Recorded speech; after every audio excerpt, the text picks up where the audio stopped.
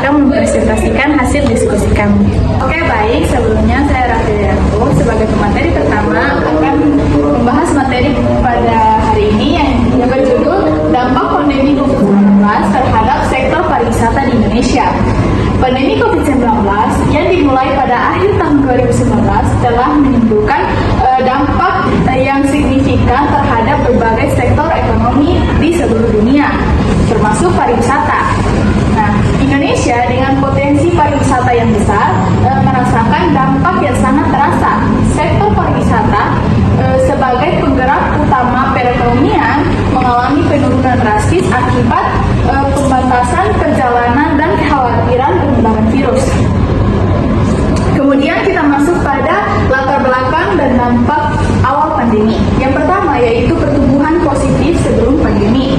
Nah, sebelum pandemi, sektor pariwisata di Indonesia menunjukkan pertumbuhan positif, berkontribusi signifikan terhadap pendapatan negara dan penyerapan tenaga kerja.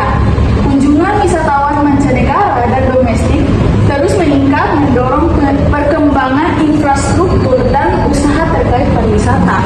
Kemudian yang kedua yaitu penurunan drastis akibat pandemi.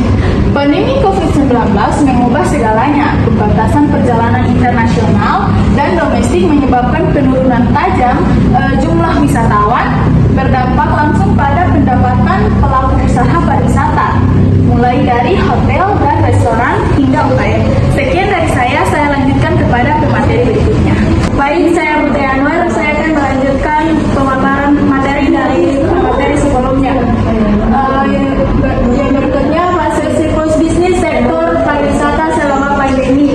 Yang pertama, fase tanggap darurat. Fase ini fokus pada kesehatan dan keselamatan dengan pengurangan aktivitas wisata dan pembahasan pergerakan. Terjadi penurunan jumlah wisatawan dan penghentian operasional tempat wisata. Yang kedua, fase pemulihan. Pergeseran tren pariwisata menuju liburan tanpa banyak bersentuhan seperti staycation, melibatkan koordinasi krisis pariwisatawan, persiapan pemulihan. Yang ketiga, fase peningkatan. Setelah pandemi mereda, diharapkan terjadi peningkatan aktivitas pariwisata dengan tren baru dan inovasi. Fokus pada promosi pariwisata yang aman dan berkelanjutan. Selanjutnya, faktor-faktor yang mempengaruhi fluktuasi pariwisata. Yang pertama, pembatasan perjalanan dan lockdown. Penutupan perbatasan dan karantina wajib secara langsung mengurangi jumlah wisatawan internasional dan domestik. Yang kedua, rasa takut dan kekhawatiran. Pandemi memicu rasa takut akan tertular COVID-19, menyebabkan banyak orang menunda atau membatalkan rencana perjalanan. Yang ketiga, kebijakan pemerintah. Kebijakan terkait penanganan pandemi seperti protokol kesehatan berdampak signifikan dan seringkali menyebabkan ketidakpastian. Yang keempat, kondisi ekonomi global dan nasional.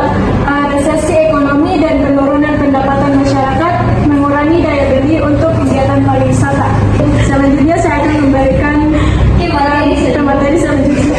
Baik, saya akan melanjutkan materi dari Putri Anwar, yaitu kebijakan pemerintah dalam sektor pariwisata. Yang pertama, penutupan destinasi wisata.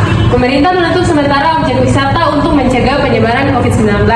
Yang kedua, pembatasan perjalanan. Pembatasan perjalanan internasional dan domestik termasuk larangan masuk wisatawan asing. Yang ketiga, program pemulihan ekonomi nasional atau PEN. Subsidi insentif pajak dan bantuan untuk pelaku usaha pariwisata dan ekonomi kreatif. Yang keempat, sertifikasi CHSE, pemberian sertifikat kepada pelaku usaha pariwisata yang menerapkan protokol kesehatan, cleanliness, health, safety, dan environment. Berikutnya ada rekomendasi strategis bisnis menghadapi fluktuasi. Yang pertama, adaptasi protokol kesehatan, prioritaskan kesehatan dan keselamatan pelanggan, tetapkan protokol ketat, dan gunakan teknologi tanpa sentuhan. Yang kedua, diversifikasi produk dan layanan. Kembangkan paket wisata fleksibel, tawarkan pengalaman virtual, dan eksplorasi potensi wisata domestik. Yang ketiga, memanfaatkan teknologi digital. Manfaatkan teknologi untuk pemasaran, penjualan, dan pengelolaan bisnis, termasuk situs web dan media sosial. Dan terakhir, membangun kepercayaan pelanggan. Transparansi dan komunikasi efektif tentang protokol kesehatan dan kebijakan pembatalan sangat penting. Demikian materi dari saya, akan dilanjutkan oleh teman saya Putri Safira. Baik, saya akan melanjutkan materi dari Raisya Akila. Kesimpulan dan langkah selanjutnya. Pandemi COVID-19 menimbulkan tantangan besar bagi sektor pariwisata Indonesia, menyebabkan penurunan drastis jumlah wisatawan dan kemerosotan ekonomi. Namun, krisis ini juga mendorong adaptasi dan inovasi dalam industri. Makalah ini mengidentifikasi fase siklus bisnis pariwisata selama pandemi, faktor fluktuasi dan kebijakan pemerintah yang diterapkan. Rekomendasi strategi bisnis seperti adaptasi protokol kesehatan, diversifikasi produk, pemanfaatan teknologi digital, dan pembangunan kepercayaan pelanggan sangat penting untuk pemulihan. Dengan adaptasi dan inovasi berkelanjutan, sektor pariwisata dapat menghadapi situasi dinamis dan kembali berkembang. Baik, itu saja materi dari saya. Terima kasih. Sekian materi dari kelompok 4. Lebih dan kurangnya kami mohon maaf. Wassalamualaikum warahmatullahi wabarakatuh.